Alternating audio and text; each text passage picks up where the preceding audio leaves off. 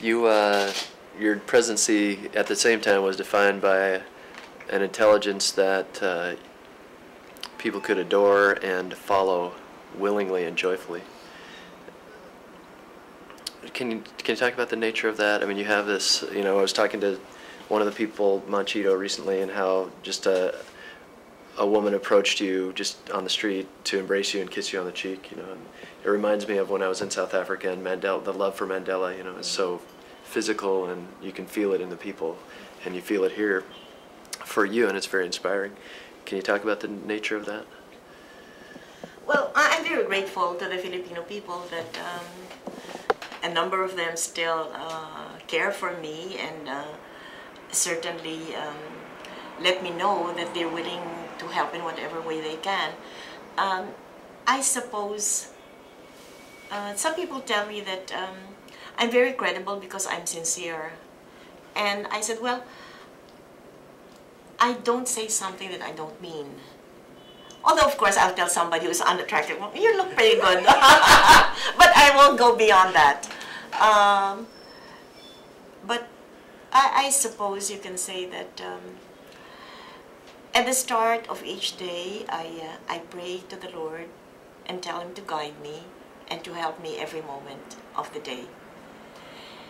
And it's not a long prayer, it's just that I ask for His help. And early on, I'd tell my husband, can you tell me in a dream again, or tell me what it is that I can do. But I suppose somebody was telling, maybe he was telling you, look, it's about time you thought for yourself or something like that. But anyway, I was just so happy and so relieved that I was able to finish my term of 6 years, because when my husband was preparing to leave Boston to come back here, I think the American journalist had asked him, so, Mr. Aquino, why are you going home? Isn't it dangerous for you to do so? And he said, no, it's very important for me to go home because I want to be able to talk to Marcos and to ask him to start returning our country to democracy. And so he was, but aren't you afraid of the danger? And he said, yes, of course, but as a leader, I should be with my people, especially in times of suffering. And he was, and then he said that I will never be able to forgive myself knowing that I could have done something and I did not do anything. And that stayed with me. And even if it were such a monumental task to challenge the dictator, at a certain point, I said, I have to do as Ninoy did. World leaders, one or two world leaders that you have a great appreciation for? Well, Nelson Mandela would be, I guess, the top of the list. And I met him in South Africa in, I think, 1997.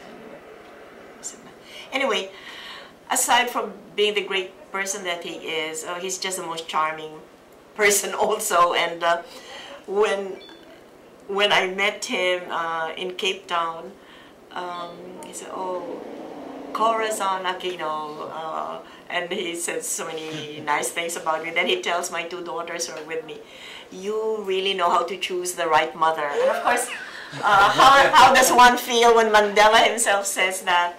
And so we had a chance to talk, and I had told him that I was involved in NGO activities.